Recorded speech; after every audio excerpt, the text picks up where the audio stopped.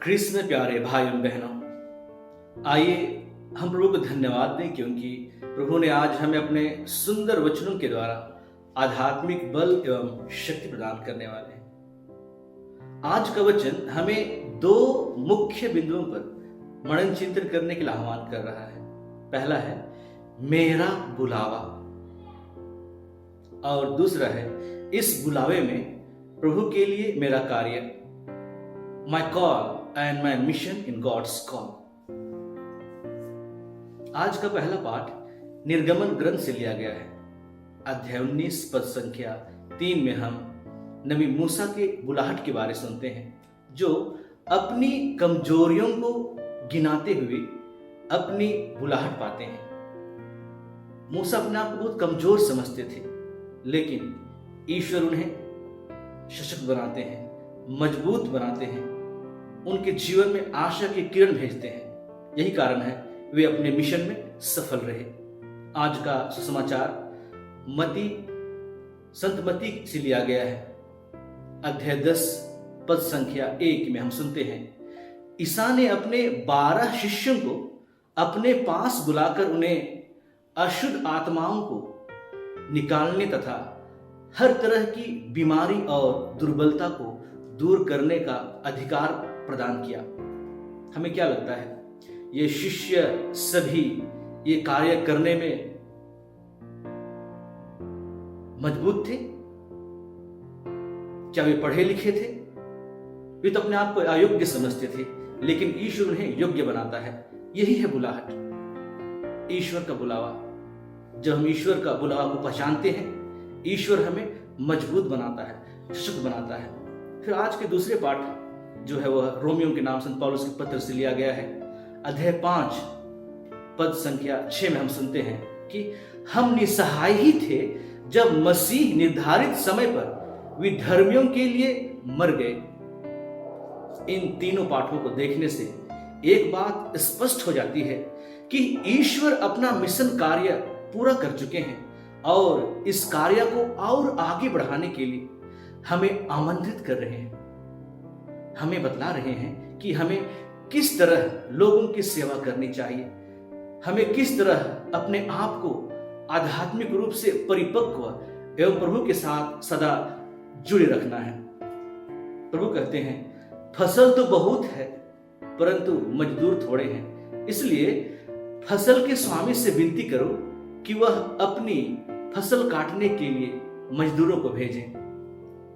मैं एक छोटी सी घटना बताना चाहता हूं। इन दोनों हम सभी पुरोहितगण और सिस्टरगण हम लोग बुलाहट की खोज में लगे हुए हैं। मैं इसी दरमियान सिमडेगा गया हुआ था, तो जैसे हम एक पैरिस में घुसे, पुरोहित बहुत खुशी खुशी हम लोगों को स्वागत किया और पुरोहित जान गए कि फादर लोग क्यों आए हैं।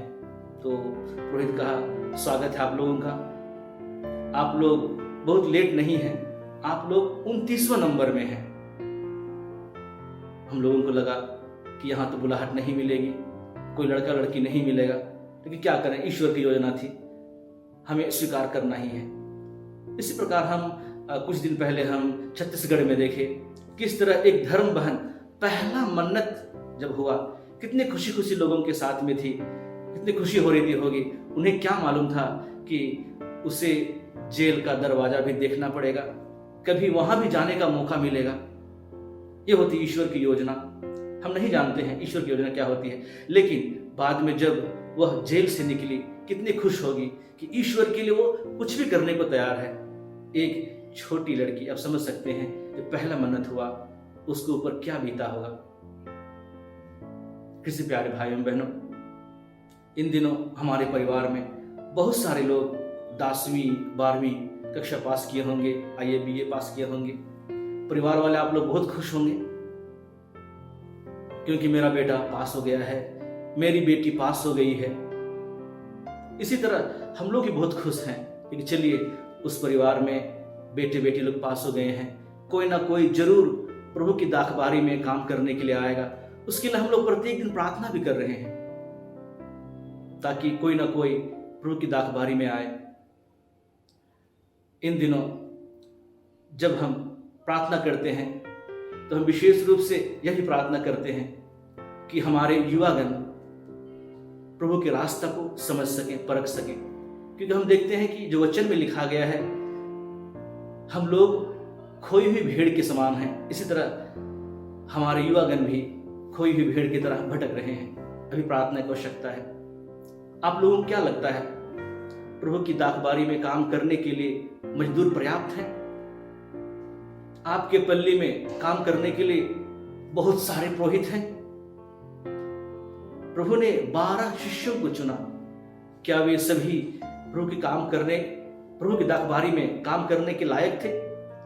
वे लायक नहीं थे।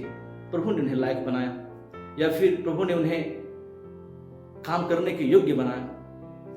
ईश्वर ने हमें भी इस दुनिया में बुलाया है। प्रभु हमें नाम लेकर बुलाता है। क्या मैं भी प्रभु की दाखबारी में काम करने के लिए एक योग्य सेवक बन सकता हूं? ये सवाल हमको अपने आप में पूछना है। कृष्ण प्यारे भाइयों बहनों, मैं आप सबों के सामने एक बहुत ही गंभीर सवाल रखना चाहता हूं, क्योंकि कभी कभी हम सोचते नहीं हैं। हम लोग बुलाहट के बारे कितने चिंतित हैं। प्रभु ने अपने समय में यह सवाल पूछा था, कितना साल पहले पूछा था। वही सवाल आज भी हमसे पूछ रहे हैं, क्योंकि दाखबारी में काम करने के लिए लोगों की संख्या कम है। हमें प्रार्थना करने के लिए आह्वान कर रहे हैं कि फसल के स्वामी से विनती करो कि वह अपनी फसल काटने के लिए मजदूरों को भेजे। सभी धर्म समाज के लोग इन दिनों युवक युवतियों को प्रभु की दाखबारी में काम करने के लिए घर घर झाड़ू पकड़ के, झाड़ू लगा लगा के खोज रहे हैं। इतना कठिन मेहनत करने के बाद वे थक जा रहे हैं, फिर भी वे हिम्मत नहीं हारते हैं।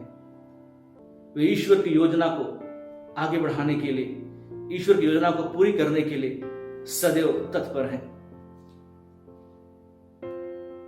इन दिनों योग्य सेवक खोजना तो दूर की बात है, अयोग्य सेवक भी नहीं मिल पा रहे हैं। हम सभी को चाहते हैं कि हमारा पुरोहित बहुत अच्छा हो, अच्छा काम करे, बड़ा काम करे। लेकिन सवाल यह है, अगर हम लोगों को, हम युवाओं को बुलाहट के लिए नहीं भेजते हैं जो योग्य हैं, तो हम किस तरह योग्य पुरोहित पा सकते हैं? यीशु बुला रहा है रोगियों को चंगा करने के लिए, मुर्दों को जिलाने के लिए, कोढ़ियों को शुद्ध करने के लिए, नरक दूतों को निकालने के लिए। प्रभु कहता है, यह सब कार्य करने के लिए मैं तुम्हें शक्ति दूंगा, मैं तुम्हें बल दूंगा। प्रभु कहते हैं, तुम्हें मुफ्त में मिला है, मुफ्त में दे दो। लेकिन सवाल तो यह है, कोई सामने आए तब तो मिलेगा। क्या हम सभी का यह कर्तव्य नहीं है? क्या प्रभु ने हमें अपने कृपादानों से परिपोषित नहीं किया है? हम सुखी संपन्न नहीं है क्या? हम मिसा बलिदान में मतलब चढ़ाते हैं, धन्यवादी का मिसा। प्रभु से कहते हैं, प्रभु आपको कोटि कोटि धन्यवाद, सभी वरदानों के लिए धन्यवाद। प्रभु ने हमें सब कुछ दिया है, प्रभु के लिए धन्यवाद। लेकिन सब कुछ मिलने के बाद भी हम दुखी हैं, खुश नहीं हैं, इसलिए हम खोए खोए रहते हैं। किसी ने भगवान से पूछा, प्रभु कैसे करूं तेरी पूजा? भगवान बोले, तू खुद भी मुस्कुरा, औरों को भी मुस्कुराने की वजह दे, बस हो गई पूजा। हम तो खुद खुश नहीं हैं, अच्छी तरह से मुस्कुरा भी नहीं पा रहे हैं, क्योंकि हम थके मांदे हैं, पापों के बोझ से दबे हुए हैं। भला कैसे दूसरों को मुस्कुराने की वजह दे पाएंगे? फिर हमें प्रभु से कहना पड़ेगा, पकड़ लो हाथ मेरा प्रभु, जगत में भीड़ भारी है, कहीं खो ना जाऊं, जिम्मेदारी यह तुम्हारी है। इसलिए तो प्रभु खोज रहा है, बुला रहा है। इसलिए हम सुनने के लिए, लेकिन हम सुनने के लिए तैयार नहीं हैं। कभी कभी तो हम कहते हैं कि कोई हमारे साथ नहीं है, लेकिन सच तो यह है कि हम यह बात भूल जाते हैं कि हमारे साथ कोई हो या नहीं, लेकिन ईश्वर सदैव हमारे साथ है। संसार के अंत तक वो हमारे साथ है।